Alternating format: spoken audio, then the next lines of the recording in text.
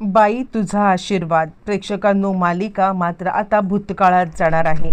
भूतकाळामध्ये मात्र आता धोंड्याच्या बायकोसोबत काय घडलं होतं किंवा या सगळ्यामध्ये धोंड्याची बायको कशी गेली, धोंड्यावरती मात्र आता चुकीचा आरोप कसा काय आलेला आहे, या सगळ्या सत्याचा शोध आता घेणार आहे ती म्हणजे स्वतः आता अवनीला ज्या वेळेला मात्र आता सुलू आत्यांनी खोटं म्हणजे अर्धसत्य सांगितलंय, अवनीच्या मनामध्ये मात्र आता त्याचा खूप खोल परिणाम झालेला आहे आणि अवनीने विचार केलाय काहीही झालं तरीसुद्धा मी जोपर्यंत सत्याचा उलगडा करत नाहीये तोपर्यंत मी गप्प बसणार नाही।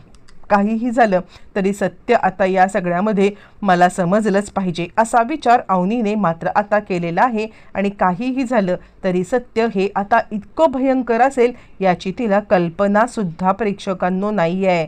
आणि आता ते सत्य समोर कसं आलंय तर आता एका आता जुन्या फोटोमुळे, जुन्या आता असलेल्या पेपरमुळे इकडे आता धोंड्याची बायको कशी गेली हे सत्य तिच्या समोर आलेलं आहे। नक्की काय घडलंय, कसं घडलंय आणि या सगळ्यामध्ये अवनीने ज्या वेळेला सत्य शोधलंय त्यावेळेला धोंड्याकडून नाही तर आता या व्यक्तीकडून मात्र आता धोंड्याची आई, धोंड्याची बायको म्हणजेच आता राजाची आई ही आता गेलेली आहे हे सत्य अवनीने शोधून काढलंय।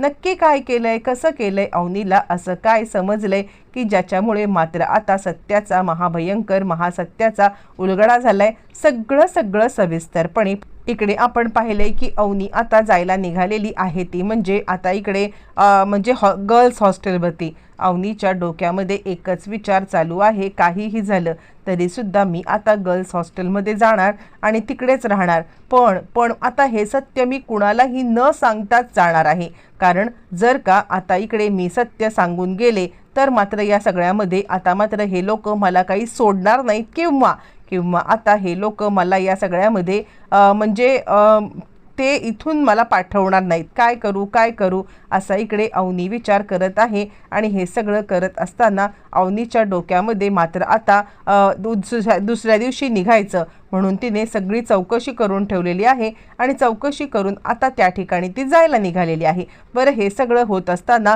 मात्र या सगळ्यामध्ये दुसऱ्या दिवशी पाया पडून ती जेव्हा निघते आणि त्याच वेळेला ती आता विचार करते की आज मला जर का हॉस्टेल मिळालं तर या सगळ्यामध्ये मी इथे परत येणार नाही आहे, पण जर का हॉस्टेलची सोय नाही झाली तर पुन्हा इकडे परत येणं मला आता भाग पडणार आहे असा विचार तिच्या आता डोक्यात चाललाय। बरं, हे सगळं होत असताना त्यानंतर अवनी बाहेर आलेली आहे आणि बाहेर आलेल्या अवनीला मात्र आता धोंड्या तिकडे दिसलेला आहे। ज्या वेळेला धोंड्या आता अवनीला दिसलाय आणि त्यावरती अवनी आता विचार करते आणि तिला सुलू आत्याने सांगितलेलं सगळं आठवतंय आणि त्यानंतर मात्र आता अवनी विचार करते की आणि त्यानंतर ती विचार करायला लागते मला इकडे परत यायला लागलं तर या सगळ्यामध्ये मी आता म्हणजे याच घरामध्ये परत यायचं आहे। तिला बऱ्याचशा गोष्टी खटकत आहेत, पण खरंच बाबा असं काही करू शकतील यावरती तिचा विश्वास नाही आहे आणि ती या सगळ्यामध्ये विचार करते नाही काही झालं तरीसुद्धा मी या सगळ्यामध्ये सत्य जोपर्यंत शोधत नाही आहे तोपर्यंत मात्र आता मी गप्प बसणार नाही आणि त्यानंतर ती आता बाहेर पडते आणि त्याच वेळेला धोंड्याचं ती आता एक वेगळंच रूप पाहते आहे। धोंड्या या सगळ्यामध्ये मात्र आता त्या ज्या पद्धतीने या सगळ्याला हे करतोय, ज्या पद्धतीने मात्र आता धोंड्या या सगळ्यामध्ये इकडे धार लावतोय आणि तो जे काही बोलतोय ते ऐकून अवनी आता विचार करते जरी मला वाटलं किंवा जरी आता सुलू आत्याने सांगितलं तरी बाबा असं काही करू शकत नाहीत, आपल्याच मुलांवरती माझ्यावरती इतकं प्रेम करणार नवरा आपल्या बायकोला कसं काय मारू शकतो आणि त्यानंतर अवनी बाहेर पडली।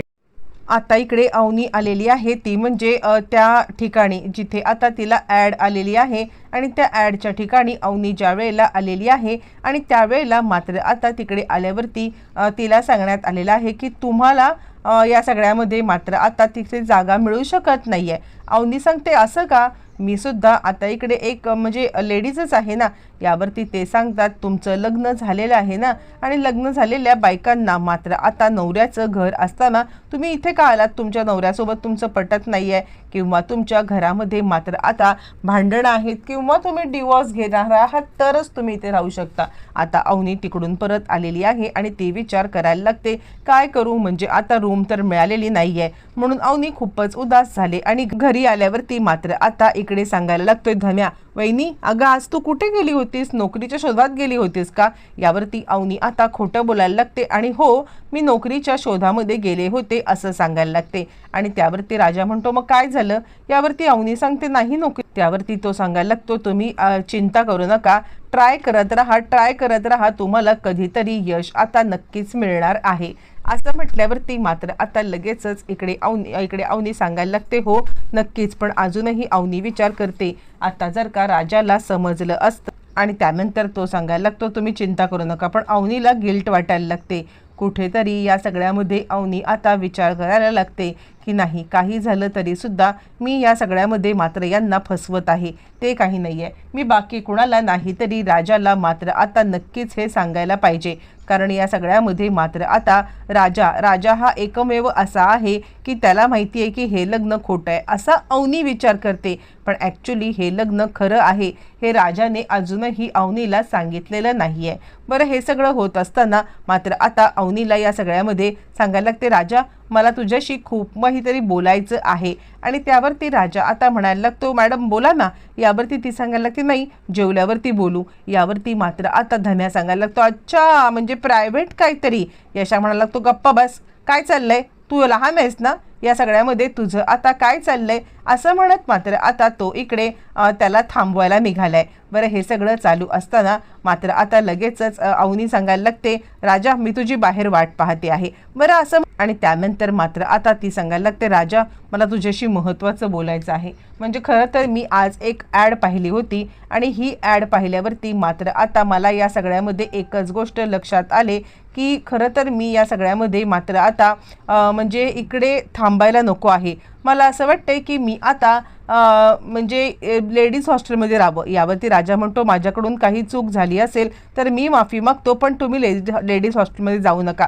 यावरती ती म्हणते असं नाही, तसंही आपलं लग्न खोटं आहे आणि असं असताना या सगळ्यामध्ये मी इथे राहणं. यावरती मात्र आता राजा सांगायला लागतो हे बघा मॅडम म्हणजे तुम्ही या घरातून निघून गेलात तर मात्र म्हणजे माझ्या या घरामध्ये इकडे आता सगळ्यांना खूप वाईट वाटेल किंवा आता सगळेच जण यामध्ये आता विचार करत असतील की म्हणजे खरंच या घराला बाईचा शापच आहे. यावरती ती म्हणते राजा बरी आठवण झाली, मी आता तुला विचारू का तुझ्या आईचा मात्र आता कशा पद्धतीने तुझी आई गेली होती? खरं तर तुला सांगायचं असेल तर तू सांग, नसेल सांगायचं तर आता तू सांगू नको असं म्हटल्यावरती राजा सांगायला लागतो तसं तर या सगळ्यामध्ये मला काही विशेष माहिती नाही आहे की कसं झालं काय झालं, पण आता जेवढं माहिती आहे तेवढं आता मी मात्र तुम्हाला सांगतो असं म्हणत राजा आता इकडे अवनीला सांगायला लागतो. आणि तो अवनीला बोलायला लागतो खरं सांगू का तर आता माझ्या आईच्या बद्दल मला फारसं काही माहीत नाही आहे, पण यशादा या सगळ्यामध्ये नक्कीच तुला सत्य सांगू शकतो. आणि तो यशादाला आता यशादा बाहेर आल्यावरती मात्र आता लगेचच यशादा सांगायला लागतो काय झालं. आणि त्यावरती मात्र आता अवनी सांगायला लागते यशादा मला तुमच्याशी खूप महत्त्वाचं काहीतरी बोलायचं आहे.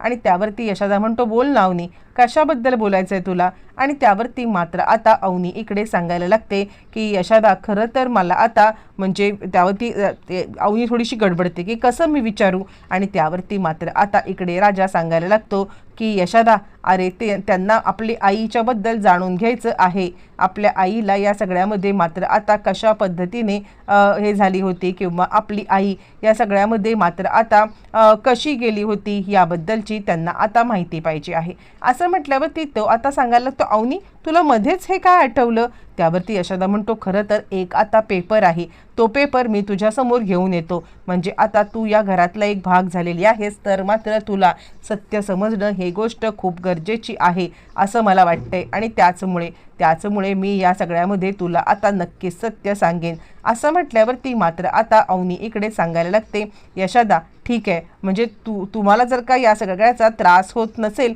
तर आणि तरच तू आता मला सत्य सांग, नाहीतर काही त्याची फारशी गरज नाही आहे असं म्हटल्यावरती मात्र आता लगेचच इकडे यशाला सांगायला लागतो नाही अवनी काळजी करू नकोस, या सगळ्यामध्ये मला आता तुला सत्य सांगायला काहीच प्रॉब्लेम नाही आहे. यशादा पेपर घेऊन आल्यावरती तो पेपर मात्र आता दाखवतो त्या असलेला तो फोटो, ज्या फोटोमध्ये मात्र आता इकडे या सगळ्यांची आई आता धारातीर्थी पडलेली आहे. आणि आई धारातीर्थी पडल्यावरती मात्र आता इकडे बाजूला म्हणजे आता इकडे धोंड्या आहे.